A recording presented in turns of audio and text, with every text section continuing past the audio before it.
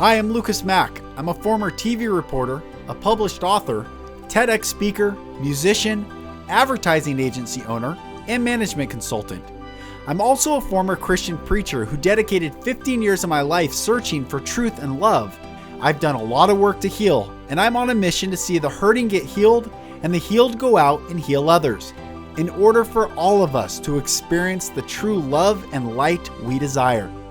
This podcast is me sharing my journey with you, so you don't feel alone in your journey. Welcome to the Golden Rule Revolution.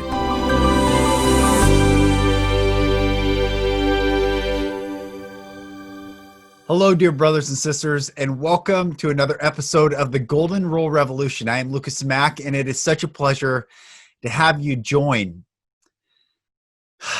Get ready. Breathe in and out, because today's episode is with Andrew Genovese. He is a breathwork coach. He's a really cool guy. And we had a great conversation learning about his journey going to India, studying with a guru, his whole journey of becoming a breathwork certified trainer, and really a soul liberator is what he is. And this episode is beautiful. My brother Andrew, thank you so much for joining, sharing your beauty, and everyone enjoy. So brother Andrew, thank you so much for coming on the podcast and reaching out. And I'm excited to have you on. It's fun following your journey, and we just got connected pretty recently, but going back through your content and just your beautiful light that you're shining, brother. Thanks for coming on. Welcome. It's a pleasure, man. I'm so happy to be with you, Lucas. And yeah, what a better time to get just information that people can use and more love and light to the masses. And yeah, this is how we co-create the new earth. That's right. Man, it's an exhilarating time. I feel like all the cells in my body, everything from belief structures, physical structures, emotional structures, everything's getting shifted, realigned to receive more love and light. And that, watching it happen with everyone, people that are awake, people that have yet to awaken to their fullness of their light, it's all beautiful right now. And what have you seen in your journey? And I want to hear your whole story, because everyone's story is so beautiful to bring them where they are. But what are you seeing right now as far as people coming online, like you're saying, this network of souls around the world? Yeah. It's just been so, I just look around at my peers, at my fellow way showers, light workers, light warriors, and we're all bridging the gap together, sharing the information, co-creating. And you see all these people that, and many light workers who are maybe a lot more introverted, they are being called forward. They are being called forward to share their light, because we can't play small anymore. Right. We have to fully step into what we're meant to do here. And what's so, I think, empowering and inspiring is that when you start to look around and you're like, whoa, oh, my friend just started a new website. My friend's, all of a sudden, he's linking up with this person. Everyone is just getting inspired by everyone. It's just a huge domino effect. Yes. And we're all literally the beings of light are leading the way into the new earth. And it's just so, you just look around you and, if you're living in that state of love, kindness, compassion, oneness, I don't think you can't not be inspired right now. Right. Right. I just wake up every day, and when I just see literally an uprising of humanity reclaiming their sovereignty back. Yes. Yes. All the videos surging of people holding hands in the street and dancing and just giving hugs to strangers. And I said it in a post recently that I did, that this word that we say, stranger, I don't know them, they're a stranger, will forever be a word of the past. It won't even be in the dictionary, because everything is going to be we, not mine, not I. It's going to be ours. It's going to be community. It's going to be co-collaboration, co-creating. It's going to be all that divine feminine energy. Yes. And we're moving out of that divine masculine energy, and we're healing the divine masculine as we move into the new earth, and those energies just don't fit into where we're going, because all these things of "you're my competition," I have to watch out. Maybe I shouldn't hook them up with my friend who can help them. No, that's all fading away. Yeah. It's all that divine masculine of achieve, save, go, go, go, and never ever taking time for ourselves to just love being, just love literally having this physical body, not having to do anything or be anything. That's right. Just being. That's it. Yeah. It's interesting you say that, and I love that concept that stranger will be a word of the past. And it's interesting. I came from the Christian path, hardcore Christian path. Okay. So I ran a ministry. I was on staff for Young Life. I preached and worship leader and all this stuff. I mean, I went hard down that path to try to find truth, to try to find the love of God. Truly, the answer is I tried to find the love of God. That's what I went down that path for. And, I could give you a dissertation on the doctrines and the denominations and the Bible versions and all these things. But when you were saying this, and I did this podcast earlier this year, January, which is a huge breakthrough for me. And it's been received very well by people that are on a similar path, is why I left Christianity to find the love of God. And it's interesting, though, that Jesus says neighbor, and neighbor indicates there is no stranger. So when you love your neighbor, it's saying every one of us is a bread breaker with every one of us. There is no judgment of and that was the fallacy. Well, who is my neighbor? Everyone you come in contact with is your neighbor, that you invite in, that you embrace, that you love, that you welcome, that you check in on, that you ask, that you set your intention for their highest good, because their highest good blesses my highest good. And I love that concept that neighbor is a thing in the past, or stranger is a thing in the past. That's beautiful. Yeah. When if we're walking around on the street and we look at some man who's homeless and we say, God, why can't he just work? Why is he in that situation? It is a total lack of awareness and consciousness that man or that woman on the street is simply your mirror. Yes. That is literally, that's right. All of us are each other's mirrors. That's and right. Every single person that we are coming in contact with is divinely orchestrated to test us, to show us something, to give us a lesson. And each person that we come in contact is a luminous teaching.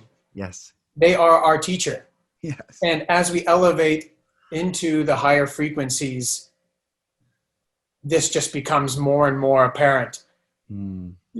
After I meet someone, I say, okay, Source, I see what you did there. You were testing me. You were seeing how I was going to react and the kindness I was going to give to this person, and see beyond the illusion of separation, that we are not separate. That's right. And now that we have all this unbelievable science, especially in the last decade, amazing men like Greg Braden, Bruce Lipton, Dr. Joe Dispenza. Yes. We have all the technology, all the science proving through the Schumann resonance that when 3 million people get together and put the planet in their heart space, this is literally the dark force's worst nightmare. Yep. Is us realizing how divinely powerful we are. That's and that right. When we come together, the frequency of love is times 1,000 the frequency of hate and separation and anger. That's it. I have a quote that darkness isn't a counterforce to light. Darkness exists in the absence of light. That we want the darkness to go away. We just increase our light. We don't curse the darkness. Benjamin Franklin said, and truly, we have done a disservice to our society right now, especially in the United States, but I would say globally as well, to not honor the great philosophical depth of Benjamin Franklin and some of the founding fathers. And Benjamin Franklin had this philosophical idea after spending time with George Whitefield. And Benjamin Franklin was the first person to coin the term Great Awakening. And he said, instead of cursing the darkness, light a candle. And that concept was so foreign, which is so bizarre. He's also the person that introduced the patent in the globe, on the planet, that patents became, intellectual property became our own, and that sovereignty, the Great Awakening and sovereignty has always gone hand in hand. And for a long time, I was thinking this was the third Great Awakening that we're entering in. And from some viewpoints, it's been a beautiful way to look at that source as Father, bringing everyone back into the fold of that embrace so you can heal that divine masculine in order to receive finally the divine feminine that's coming. And it's just this beautiful, that's why surrender, and I want to get to your story, but I was writing this morning, like, why is surrender so important? It's because it's the first step to receive the infinite and unconditional love that is waiting at the very precipice of us surrendering, just us being, of us breathing that depth into ourselves. And it's a beautiful time.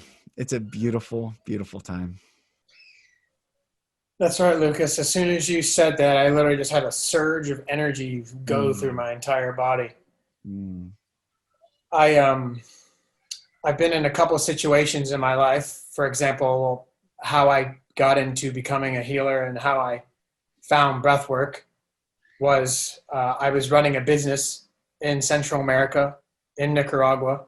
I had a backpackers hostel, and I had two extremely toxic business partners. Every day I woke up with severe anxiety. Every day I literally would sit on the edge of my bed, and that's when I first started meditating. And I would just sit on my bed for 5 minutes, and I would just, and then I would be like, okay, I got my 5 minutes of breathing in. Here we go. I'm ready to get back out there. And after I left Nicaragua, we had, our business was going super well, straight out the gates. We literally built our dream from scratch. And 6 months fast forward, we found ourselves literally in total government turmoil. The president was starting to kill 50 people, then 100, then 200, then 300, then 500, then 550 innocent people protesting because there is no government. The government is run by thugs, just like most of our planet at the moment. Yeah. So I left Nicaragua, and I literally had a bag full of like a couple t-shirts and a couple pairs of shorts. I grabbed my surfboard. I went up through northern Nicaragua, went to El Salvador, went to Guatemala. And in Guatemala, I had my first ever LSD trip. And that was one of the most important days of my life. Yeah.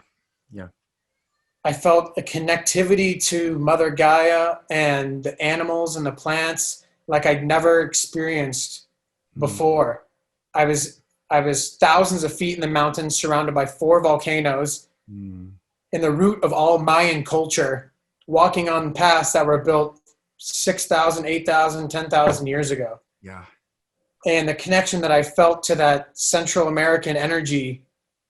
And as we reached the top, we walked back down, and this tiny little 5'2" hippie dude from Vancouver, Canada said, hey guys, I was traveling with a guy from Brisbane, Australia. And he said, hey guys, you want to drop in and do like a little like short meditation? I'll guide you through it.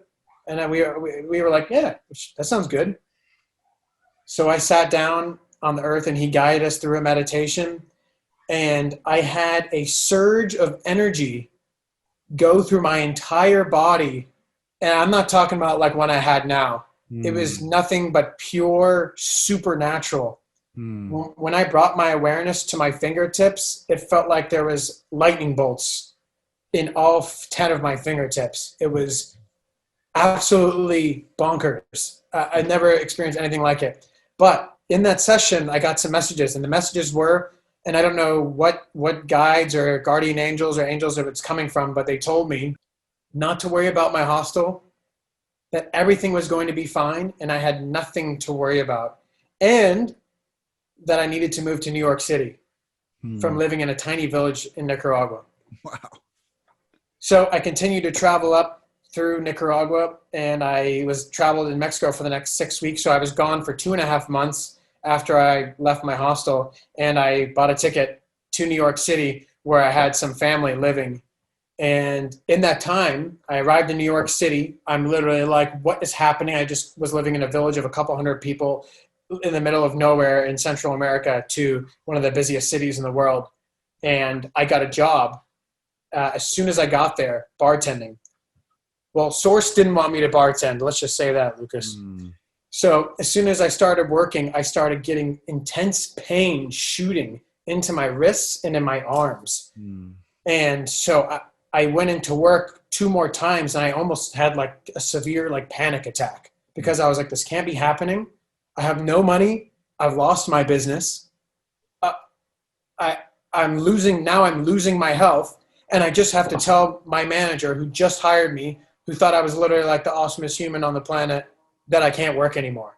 Hmm. So I literally go into him and I say, hey, Mishu, I don't know what's going on with me, but I'm having severe pain, and I don't know what to do. I can't work. So luckily they literally like never, they didn't fire me. They literally just kept me on and let me like just hang out and heal for like 8 weeks. Wow. And until finally, yeah, until like, it might've even been like, yeah, 8 to 10 weeks until finally they put me on a job where I didn't need to use my hands nearly as much. And I was making way less money, but I was making something. Yeah. And I am forever grateful for them for doing that for me. I mean, it was, oh my God, like the level of gratitude that I felt for them doing that for me and keeping me on. Cause I think they just felt how sincere and how genuine I was, and Hmm. that I really needed them, you know? Yeah. Um, and so, yeah, what happened was I got to this place where I just was like lying down in my room, and I just said, Source, I don't know what the plan is. I don't know what's going to happen, but I just surrender. I Hmm. just surrender that it's going to work out and that it's going to be fine. Something magic happened that day that I said that. Shortly after I found breath work, I didn't find it. I just started breathing deeply. It's like I remembered, oh yeah, I was meditating in Nicaragua. So I just started every Hmm. day, 20 minutes a day, sometimes twice a day. So in the morning and at night. And the thing that was so profound was not only did I see myself, the chronic inflammation, which was what it was from years of processed foods, Hmm. alcohol, years of just not taking care of myself, never doing any cleansing, never doing any detoxing, Hmm. never doing any meditating, breath work, anything like that. Not only was the inflammation going away in my hands and I started to gain function back in my hands and arms, but all the things I used to think about myself, that I wasn't enough, that I couldn't do this, I couldn't own this, I couldn't have my own business, started to just fade away. Hmm. And I started to my friends were like, dude, how you been doing, man? I know it's been rough over there. I was like, dude, honestly, I feel unstoppable. Like, Wow. I just felt so empowered, unstoppable. And that's how I ended up teaching breath and becoming a breathwork teacher, and knowing that this was my gift that I have to share with the world. Amazing. Amazing. Uh, I did my very first breathwork session probably a month ago with a guided breathwork, um, guide, and it was the capstone to my healing process. It was so incredible. My um, I met my dad's soul. We cried like I've never cried before. Uh, and I've done a lot of healing modality, and I've gone all out in everything I do. I go, and It was incredible. I went back into my body when I was born, when the umbilical cord was wrapped around my neck and I was born breech and they thought I was dead. And I realized that all that death energy that was put upon me by my father was manifested in the womb, and I came out dead, and then living through abuse and insane trauma, but healing, and that meeting that soul wasn't in his body, and he wept like I wept for what we both had to go through in that soul contract to enable me to be me. And breath work is incredible because I've done a lot of plant medicine, and I believe in plant medicine deeply when you're called to it. However, it's incredible that the breath takes you, it's almost,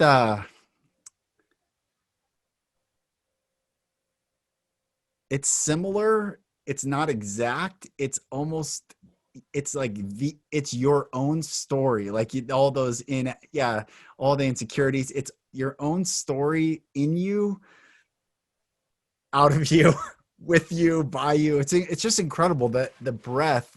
And I first started getting into like understanding even breath work through Wim Hof. You know, he kind of popularized just the power of bringing the alkaline into your body. And I was doing ice cold showers for 2 years, every single day. I didn't miss a day. And but even that was funny. Even the past, I don't know, like 4 or 5 months ago, I realized that was still a form of abuse for me. I wasn't loving myself. I was like ice cold, beginning to end. And I had to, you know, as water carries memory, I had a coach say, you know, why don't you tell the water how much you love it and how much you want it to love you? And I was like, okay, and it's been beautiful. But I mean, I just affirmed that breath work is so incredible. And I had my very first, is it DMT that gets activated or what actually happens in the body when it clicks over into that space? What is it? Yeah. So the thing that's so profound about breath work is we're using the same mechanisms that we use with a plant medicine ceremony. You're accessing the same altered states of consciousness, or higher dimensions with breathing as you would an ayahuasca ceremony. Yes. And I've ministered and guided, facilitated hundreds of breath sessions now. And I've seen so many. The session I just gave this morning was literally a full rebirth and death. And she actually met the soul of her dog. Wow. And she was, you know, it was really, really intense. Yeah. After every session we've done, there's no doubt, like me and this woman, we signed a soul contract together for me to help, you know, facilitate and guide her to finding herself again and finding her soul again. Incredible. And after every session, she's looked at me like just, you know, and said, Andrew, you've literally changed my entire life. Like, and I say, I know, this was planned before we even incarnated in physical bodies, me and you meeting. That's so cool. That's you know, our life is not by coincidence. Everything is divinely orchestrated. But yeah, when we get into breath work, once we start literally accessing this inner healing intelligence that we have, we start pumping every cell full of oxygen. We start reducing CO2. We start raising the pH in the blood. We're making the body more alkaline. We're activating the pineal gland, which is the seat of the soul. This is our gateway to the cosmos, to the Akashic records or the Akashic field. This is where every bit of information of everything that ever was stored. And so through activating the pituitary gland, the hypothalamus, and the pineal gland, we can become one with the cosmos and have these experiences where we are fully disconnected from ego. As we start to breathe deeper, we start to suppress the prefrontal cortex, which is the analytical mind, the ego mind. So we start to slowly just shrink that, and that's where we start to tap in to that field of information and that cosmic consciousness. And you know why I love breathwork so much, especially occasionally, in the rare occasion when I get a guy who literally works at a desk job and he has maybe a toe in the spiritual realms, Mm-hmm. and he has an absolute total oneness. I had a guy months ago. This is probably about 6, 7, 8 months ago.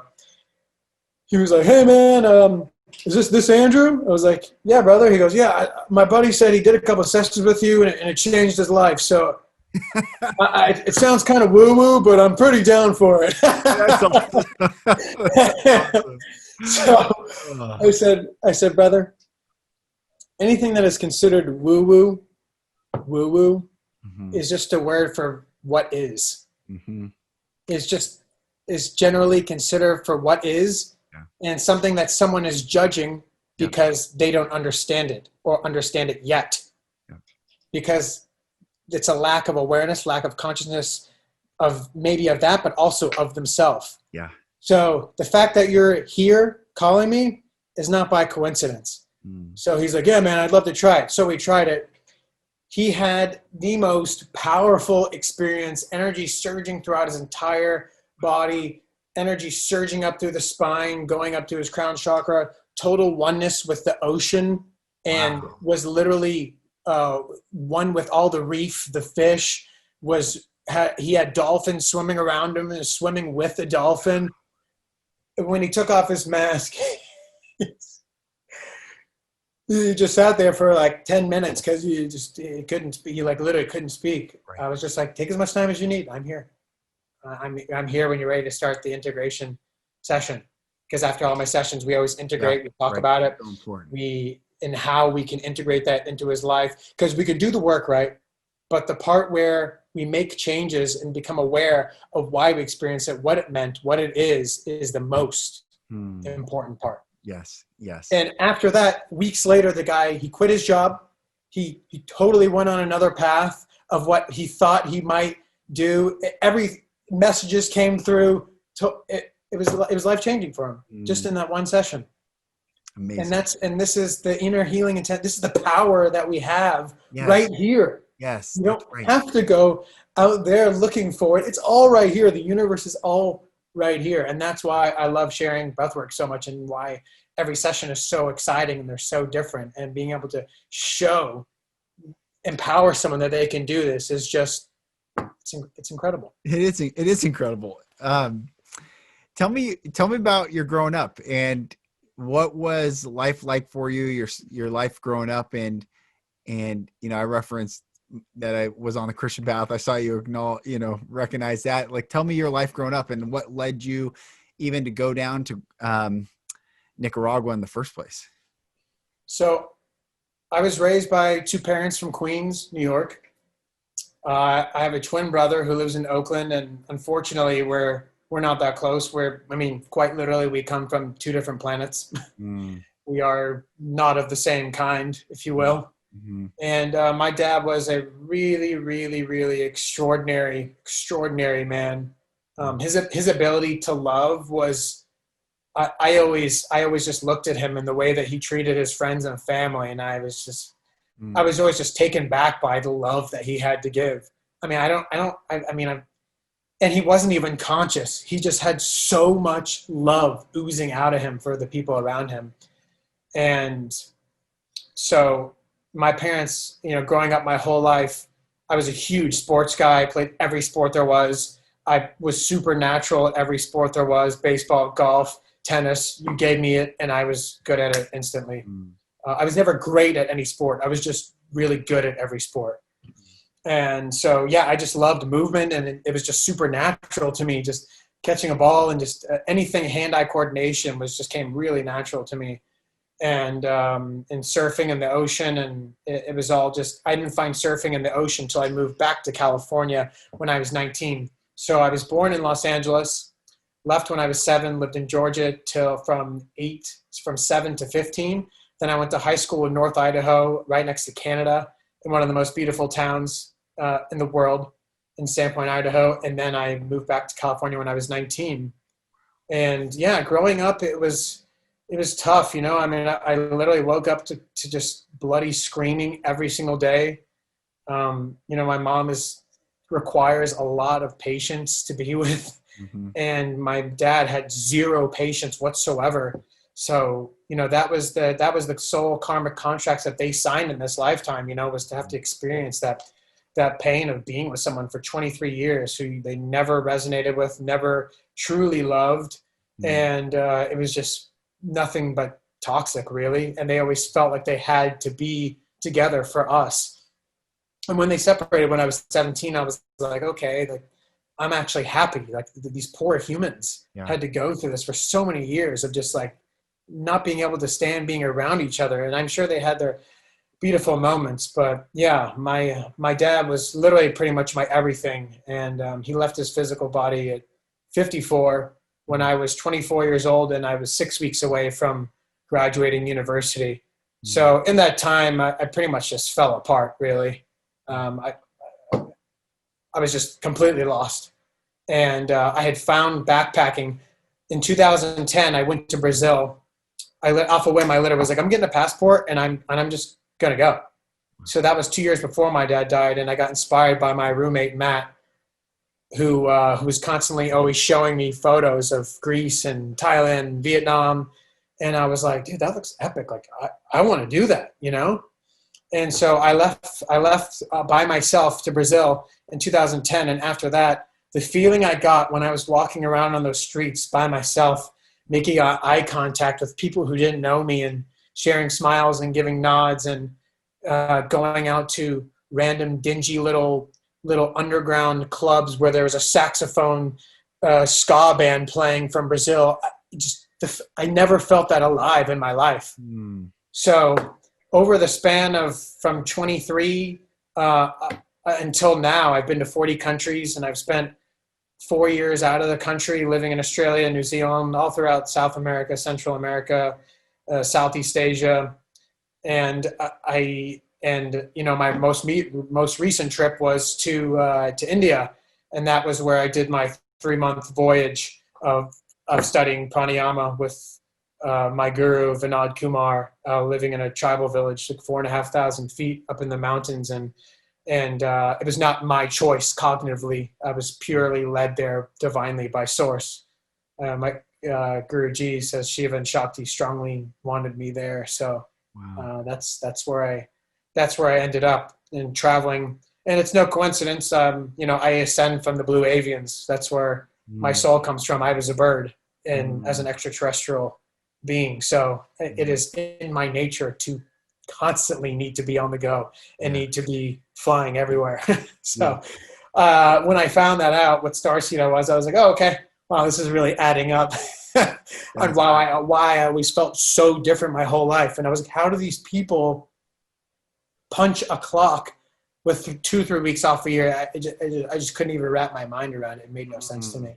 But it was funny because all my parents' friends and peers were like, wow, this guy he just goes. He just works a little bit and he goes. Like, that's what felt good to me. So I just continued to do it. And yeah, going back a little bit, yeah, my upbringing, my dad was super cool. My mom was a little bit more strict.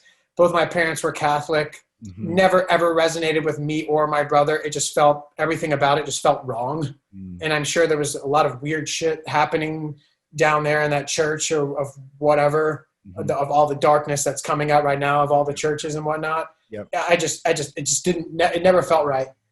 And one thing that's so cool is religion will be a part of history forever as we move into the age of Aquarius and the golden age, Yes. because it is not resonant Yes. with where we're moving. That's You're right. Muslim, I'm Christian, That's right. he's Methodist, he's a Scientologist. Yeah. Yeah.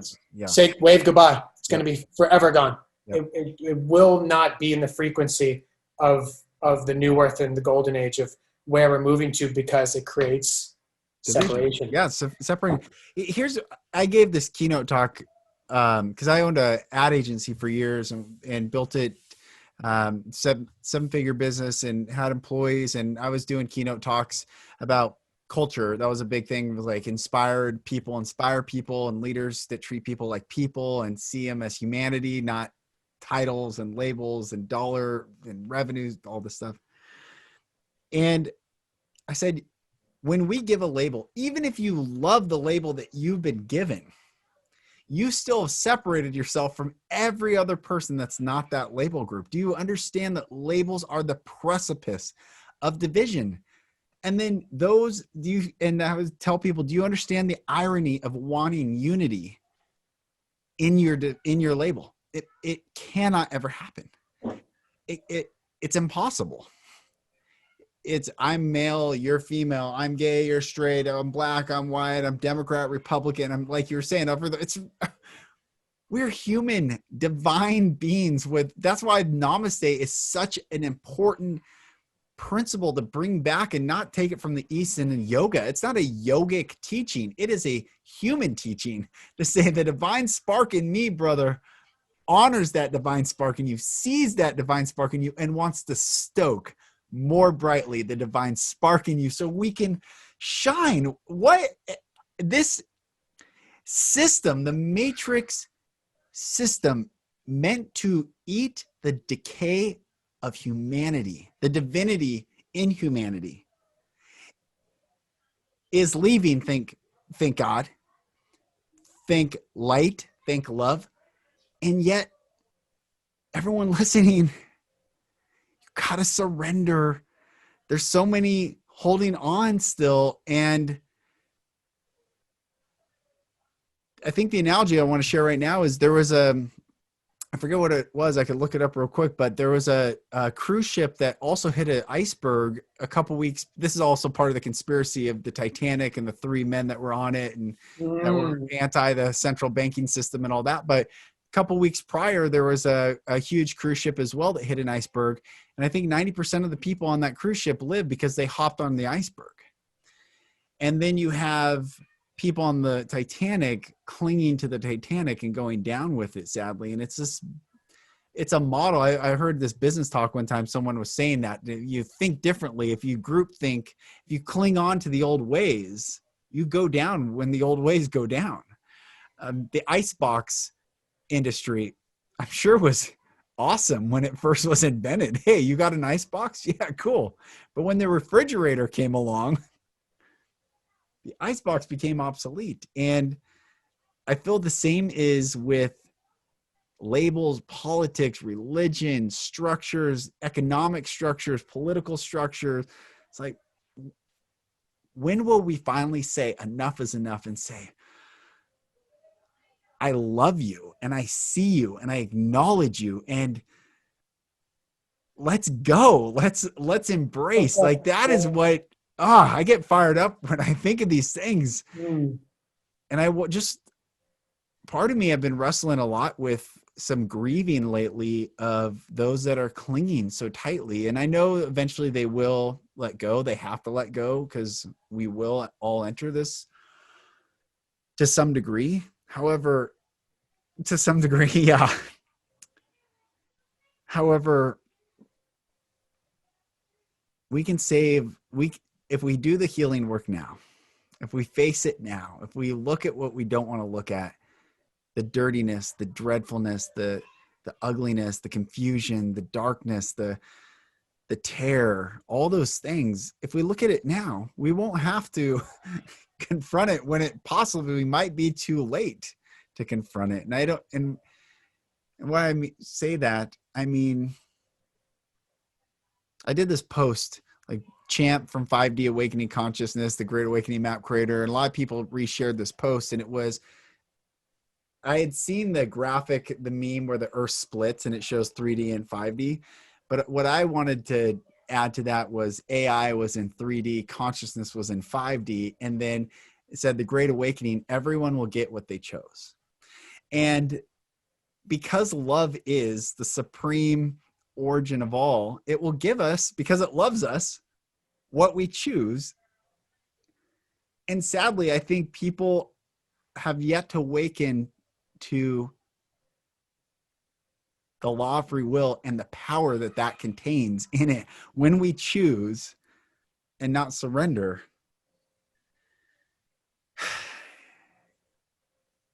When we dig in, when we're dogmatic, when we're afraid,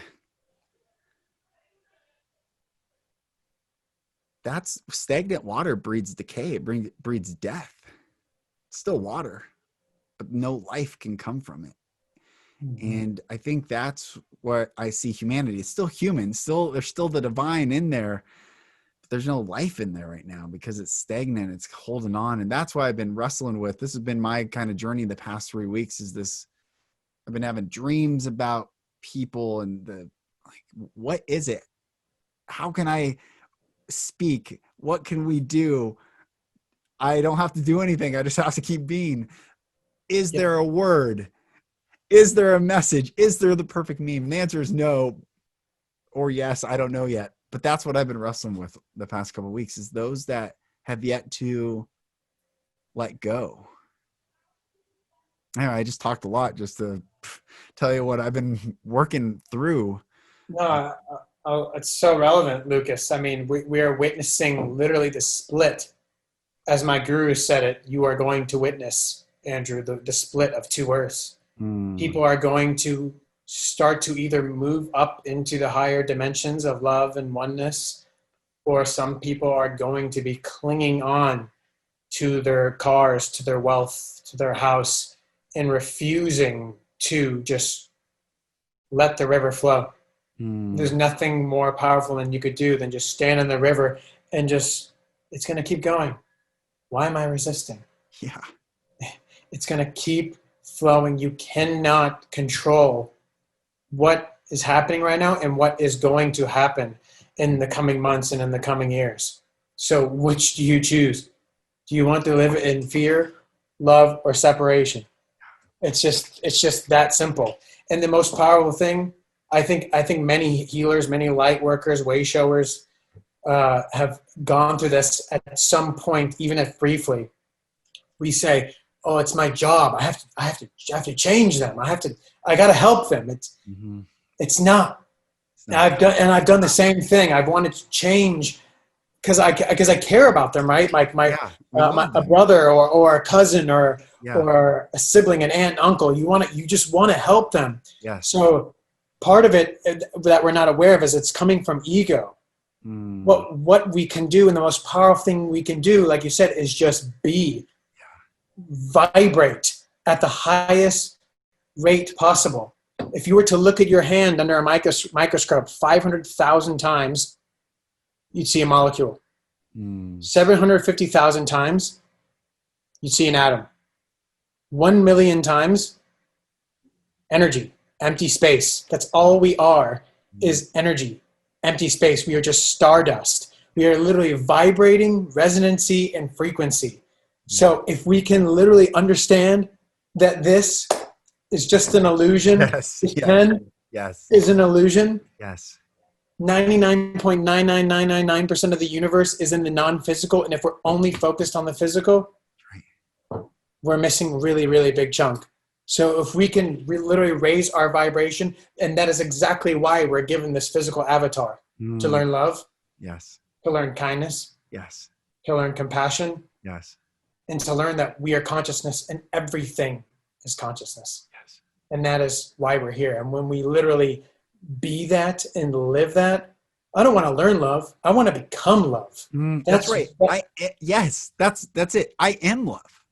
Yeah. Yeah. You are.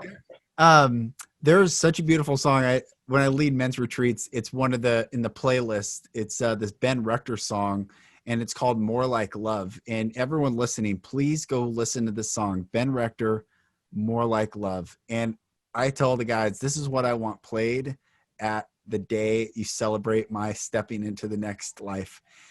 It is, I just want to be more like love. Just more loving, not less, more light, not less, more kind, not less. And every day we get the choice in every situation. It's not even the day. In every now moment, we get to choose, even in the conversation. Single present moment. Yes, that's right. Are we going to crank the dial for more love, more light? And I am really excited. It's interesting, all the religion, the seers. I like this term, like the prophets of the past, the seers, people that have tapped into these realms, whether whether they fit into what we now call a religious modality, whether it's Christianity or the Hopis prophesied of the 144,000 rainbow warriors. But John and his, I believe, if it wasn't breath work, was on some acacia tree plant medicine when he's on the island of Patmos, and he has he writes the book of Revelation and the psychedelic experience and prophesies of 144,000 virgins and people. That religion, Rome, always makes it sexual. And here's something I want to share. I've been wanting to share this on a podcast, and I'm glad we get to share this right now. Rome makes the word virgin sexual. Rome, we are still under the Roman system. The matrix system's the Roman system, and it's falling apart. And it did not mean to keep oneself from sex. It meant to keep oneself from fear. The virgins were those that never knew, they never bit to fear. They stayed in love. They were pure love vessels. These really, us light workers, yes, we might known fear, but we didn't choose fear for our path. It was, we are love and light beings. And there, I believe this 144,000, whether it was the Hopi prophecy or the Christian prophecy or all these seers, saw that there was this time where the light would increase so drastically. And why I wanted to bring that up is in Ephesians in the Bible, it talks about putting on the whole armor of God: helmet of salvation, breastplate of righteousness, shield of faith, belt of truth, sword of spirit, feet shod with preparation, gospel of peace. Where does truth cover? Belt of truth. It covers our loins. The genetic code, you're getting down to the all energy, the actual genetic origin, the energetic origin of us. Truth protects that. And we are coming back to this time where truth is making us free. Our genetic codes are getting unlocked. The DNA strands are getting unlocked. All these things are getting unlocked. At the same time, Rome is trying to clamp down and with RNA vaccines and all these things to change the truth of who we are. Yeah. And you're right. There is a separation for sure. And yet, may we increase the love and light. That's it, Like you said, Lucas, they saw an opportunity. If they could convince and put it in the history books that sex is this demonized thing, that was a way that they can control us. When in actuality, sex, conscious, pure sex is our way to source. Yes. The art of Tantra yoga and literally losing sense of the physical body, losing attachment to trying to achieve or reach something, or he's good, he's bad, he lasts a long time, she does this well, and literally, like when I was in India, Lucas, it was just so beautiful. I told my guru, I said, Guruji, something magical has been happening to me out here.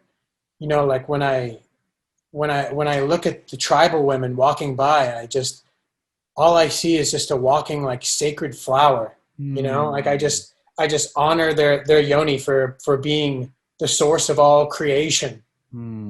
Never ever in a place of lust, or it was always just purely just honoring them. Yes. From heart space. Yes. And saying like, I see you, you are me, I am you. Namaste. Yes. Or in Tamil Nadu, where I was in South India, it's Vanakkam. Vanakkam. Yeah, Vanakkam.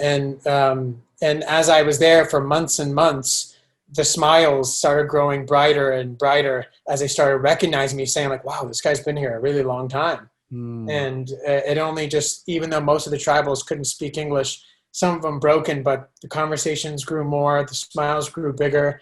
And it was just, them like seeing me, recognizing me for literally diving, like being like, wow, he's really diving deep into understanding how we live and the ancient scriptures and the ancient knowledge that's been lost, and it was just so pure, so beautiful, so raw. It was it wasn't like anything I could try to convey in words, but learning all this knowledge, I'm just sitting there in front of Guruji thinking like, wow, this is what the kids are going to be learning in the golden age. Yes. about conscious sex, and about that this is that it's not to be demonized, that literally a naked body is a beautiful body, no matter what size it is, no matter what sex it is, That's right. no matter if you like men, women, both, it doesn't matter. It's all beautiful. It all is. Yes. It's all connected. Yes. Yes. And by having that realization, it is literally our way to becoming unconditional love. Mm. It's beautiful. It's beautiful. No judgment, no shame, Yeah.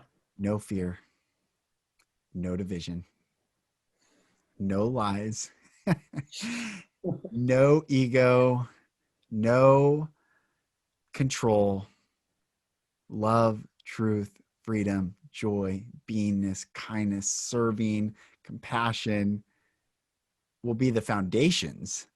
Then we will learn the next phases. I'm reading the books of Raw, the Law of One, the books of Raw. I don't know if you've ever heard of those, but in Yeah, Raw, I have. I haven't read them, but I've heard of them. really, really amazing. Really, I have thoroughly enjoyed. And Raw signs off, I leave you in the love and light of the one infinite creator Adonai. I leave you in the love and light of the one infinite creator Adonai. Go and be at peace. Go. It's this interesting. And Ra says he's the same Ra of Egypt, and he came before, and he taught the Egyptians these spiritual technologies, but they eventually, like the Atlanteans, turned them to service to self as opposed to service to others. But Ra was talking about the sixth dimension is where the higher self, and whether it is or it isn't, but I like the concept that the sixth dimension is where the higher self resides. And the sixth dimension is wisdom, he said. In the sixth dimension, so love is the fifth dimension, light is fourth dimension, mind, body, spirit, third, and goes down to, but we are sixth, we have already gone through. So we know, like in wisdom, what to do with the love, the light, the body. And it's such a cool thing that when we get present, and getting back to just breath work and all these things, when we're present and our ego truly drops and we have these incredible, true, and yet outer realm experiences, the wisdom, the peace that comes from stepping into these things is truly incredible. And it's such a gift to access and then to bring back and to share with love. And I'll never forget the very first time I sat in ayahuasca. I saw and that was the first anything I'd ever done except having alcohol. I mean, I didn't even smoke. I never even tried cannabis. I mean, I went full at it. And, but it was incredible. And I saw the earth. I'm looking at the earth, and the earth is rotating slowly, and embossed in gold in North America was the coexist sticker, like the logos of all the religions. And it was beautiful, the most beautiful gold. And it was the size in North America. And as the earth turned, sun was hitting it. And so it was reflecting. You could see, like, it was in darkness and the sun would hit it. So you could see this revolution of the earth. And I heard God say, "Oh, how cute. My people are trying to connect with me." And I was like, whoa. I get chills right now. Like, oh, how cute. Oh, look at everyone just trying to find me. No judgment, no anger, no scorn. Just, oh, look at all of them. Yeah.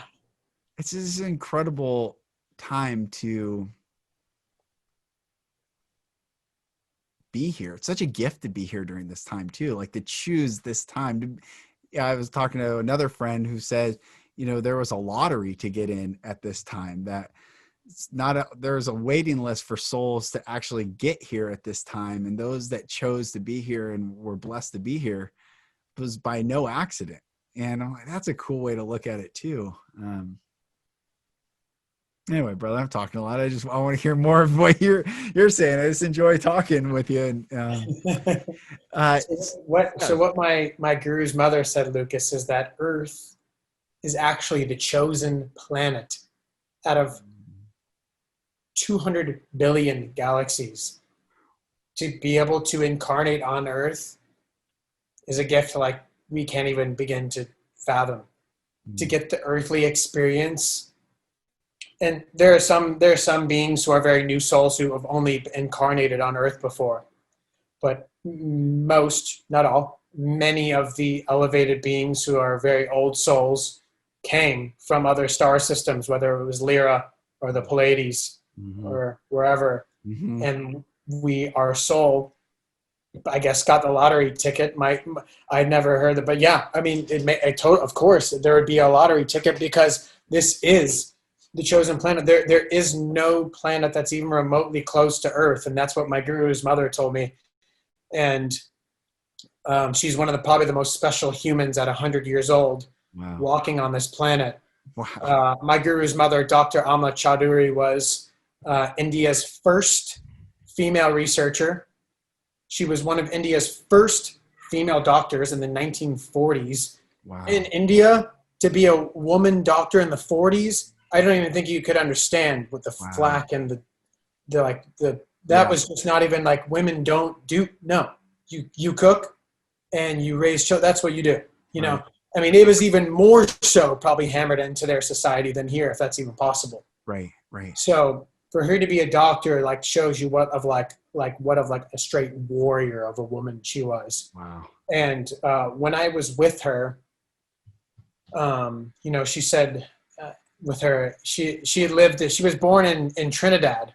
Oh, wow. And she was, her life achievements are like Guruji told me that if you could see what she did in her lifetime, they could have written like 8 whole books on all the extraordinary work and philanthropic work that she did. Wow. The people who met her, like the Prime Minister of England, like flew over to meet her in India. And so I got to meet her 3 different times, and we got to have 2 3-hour conversations. And she would tell me things that were so profound.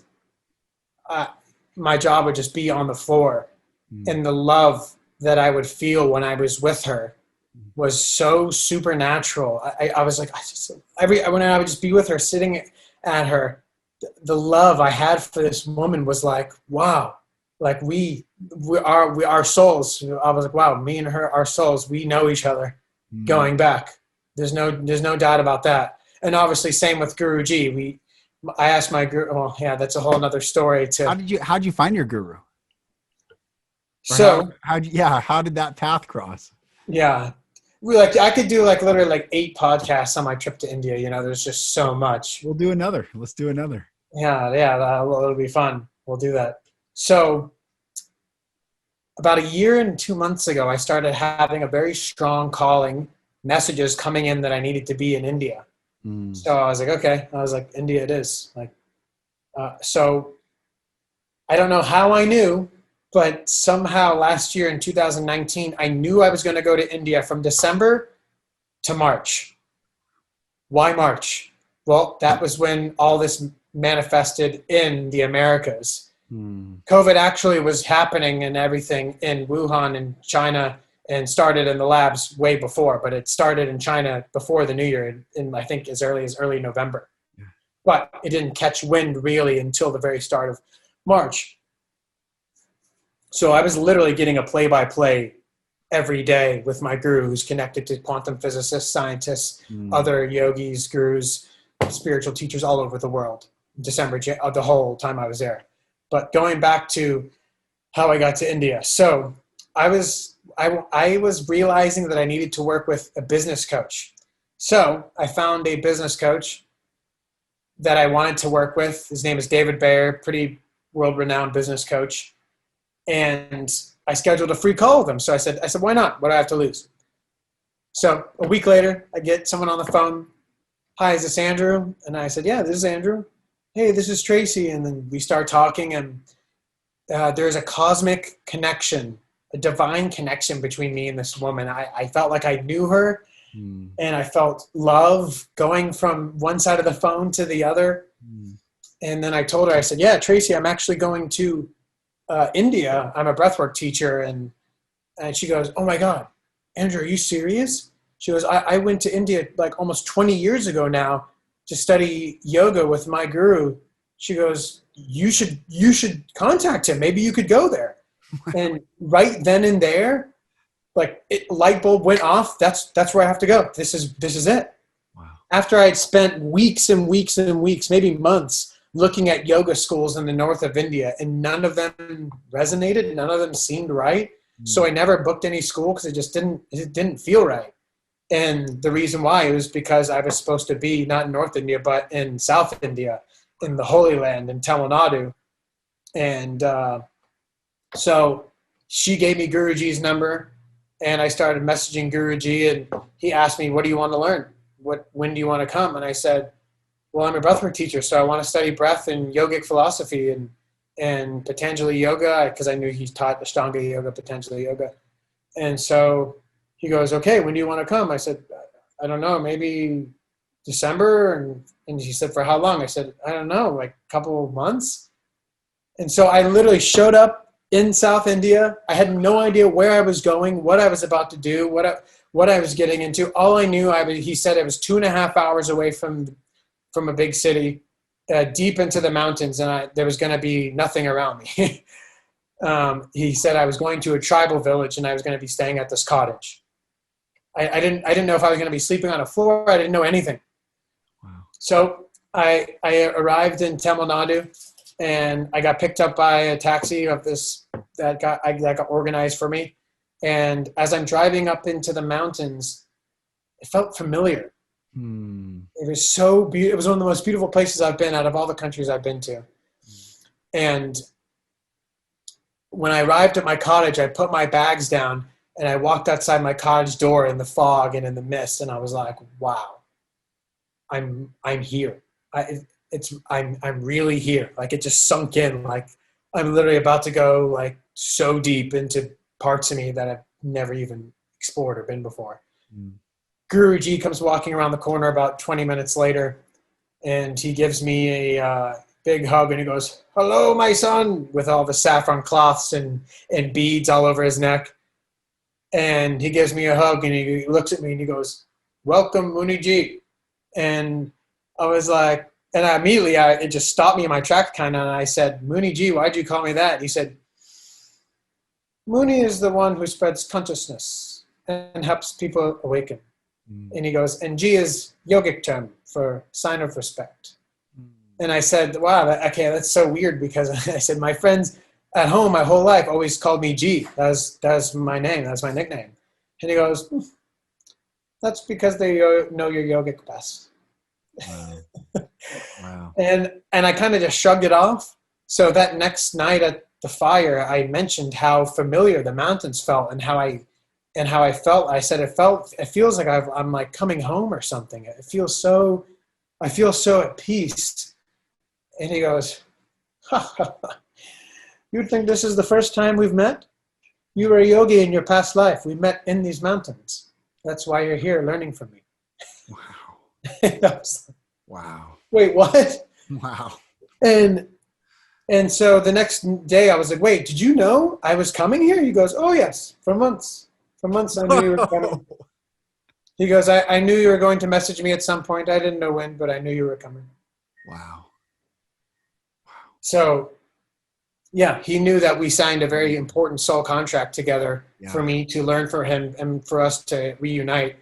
And yes, we just developed a very, very special relationship together while I was in the mountains. You know, it was like an uncle-nephew, annoying uncle. Like at times I was like, Guruji, will you knock it off, please? Stop like telling me how to eat and you know, because in India they really it's very Indian culture to be like, stop doing that, eat like this, put your clothes on like this, make sure you're tie your shoes like this. Like it's very like, you know, this very typical like Indian parents. So that's how he was treating me, like his son. And I had to like literally like be like, Guruji, you gotta pump the brakes. You gotta relax. And so, yeah, the time spent with him was so profound. It was like nothing. It was extraordinary. The synchronicities that were happening every day. And yeah, like I said, Ram Dass said in his book, this resonated so deeply with me. He said in his book, you don't just go to India looking for a guru. That's not how it works. If you're meant to work with a guru and learn from a guru, source will orchestrate it divinely, and that will be part of your path. And that was exactly what happened for me. I didn't say cognitively like, hey, I really want to work with a man who lived in a cave for 11 years naked. Like it didn't, that's not what came to me when I was thinking about going to India. I was thinking about going to a school and being around a bunch of people. Source didn't want that for me. He wanted me to be in isolation, totally in the depths of my being, just in nature, and just nothing, no distractions, nothing, just literally my breath, my journal, the sounds of nature, and me literally just going into meditation and contemplation the whole time I was there. Beautiful. So amazing, brother. Amazing. Yeah. It's life is so beautiful. It is. It's so beautiful. And the journeys that we embark on, that your story, that's a beautiful story. And you're not done. I don't know how old you are, but you got much more runway in front of you to have many more beautiful stories like that. I'm 33, Lucas, so let's just say that my work here is just started. Yeah. Yes.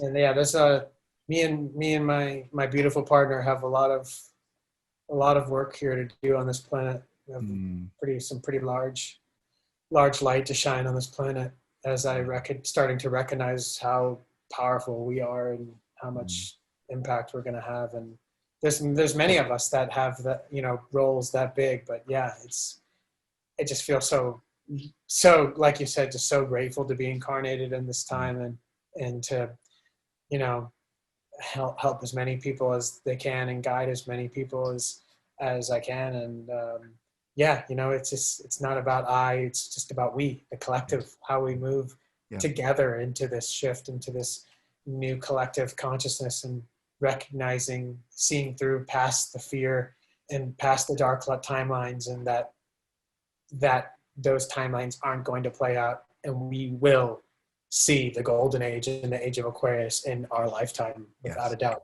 Yes. Because we are ascending. We are not descending. We are only accelerating up and up and up and up. That's right. Dude, so beautiful. Thank you for coming on, and thank you for connecting, and thank you for sharing your beautiful story. Thank you, brother. How can people connect with you? I know you're on Instagram, you got a website. Share all the beautiful ways that people can connect with you.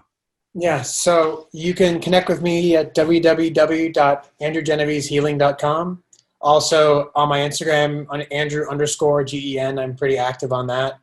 I just announced, I think 2 days ago, that I'm going to be doing a super, super special dimensional breathwork session on October 25th on Sunday at 11 a.m. Pacific Coast time. And 100% of the proceeds are going to fight child sex trafficking to Operation Underground Railroad. So there's even been a couple people that have hit me up and just been like, hey, I want to do the session, and can I, because the session's $22. So people have been like, hey, can I PayPal you or Venmo you $50, $100? Absolutely. You can totally do that. Or if breathwork isn't for you, maybe, even though we breathe every day, if breathwork isn't something you're ready to try, or something that's not calling you at this moment, then you can totally reach out to me and donate. 100% of all the proceeds are going to go to this incredible foundation that's fighting the most dark topic, most dark energy on our planet. And so, yeah, I can't wait to be with everyone there. It's going to be a very, very special session. And it's going to be just so fun to watch this online platform that I've just created in the last month to just grow into something just so big and beautiful. And yeah, it's so exciting. Man, I'm excited for you, and everyone. I'll put all those links in the show notes so you can find those below when you're listening. But thank you, brother. Blessings, love, and light, infinite and unconditional, brother. Infinite and unconditional. Well, thank you so much for listening to this episode, and make sure you check out Andrew. I'll put his contact information in the show notes here so you can see those. And just remember to breathe. Breathe, breathe, breathe. For our breath is our neshama, is the soul, is our ability to be conscious. And the more we breathe, the more present we are. The more present we are, the more grounded we become. So that when storms roll through, we are planted like a tree by the rivers of water that bringeth forth its fruit in its season. Be grounded, brothers and sisters, for even though the storm may come, you are groundly planted, divinely planted in love, in truth, in light, in goodness. And all the things that are meant to distract, divide, dissect, bring death to your divinity, you can reject. You can release the fear. You can protect your own space by simply filling your lungs with air. And as I shared on a podcast many months ago with Gordana Burnett, how we know something is true is because we can breathe more deeply. Our body keeps the score.